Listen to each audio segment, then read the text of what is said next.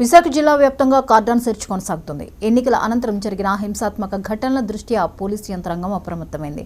ఈవీఎంలు భద్రపరిచిన ప్రాంతాలతో పాటు పలు ప్రధాన ప్రాంతాల్లో పోలీసు బలగాలు పహారా కాస్తున్నాయి.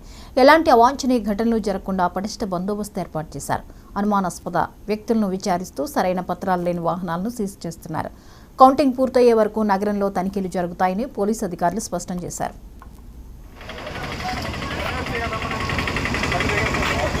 బాబు కొంచెం సైడ్లో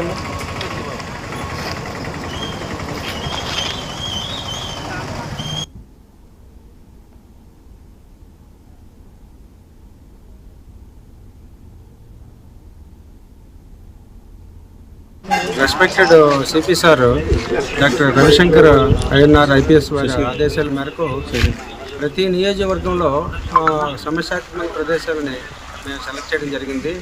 సిపి సార్ ఆదేశాల మేరకు దానిలో భాగంగా జేఎన్ఆర్ మంగళపాలెం ఇది సెలెక్ట్ చేసి ఇక్కడ 6,000 హౌసెస్ ఉన్నాయి. అలాగే ఇక్కడ అద్దెకి కూడా 500-600కి మాత్రమే దొరుకుతాయి. స్ట్రేంజర్స్ వచ్చి 500కి 600కి నేరాలు చేస్తున్నారని పూర్తిగా సమాచారం ఉంది. దానిలో భాగంగా 100 మంది సిబ్బంది, నేను, మా సిఐలు, దువ్వాడ సిఐ, గాజువాక సిఐ, అలాగే స్టీల్ ప్లాంట్ సిఐ, మా సిఐలు 100 మంది సిబ్బంది ఈరోజు తెల్లవారుజాము నుండి అన్ని హౌసెస్ చెక్ చేయడం జరిగింది. కొన్ని వెహికల్ చెకింగ్ భాగంలో 32 వెహికల్స్ పట్టుబడ్డాయి. అందులో 2 ఆటోలు, 30 2 వీలర్స్ నో రికార్డ్స్తో ఉన్నాయి. ఇంకా ఈ కార్డినల్ చర్చ్ ఇంకా కంటిన్యూ అవుతుంది.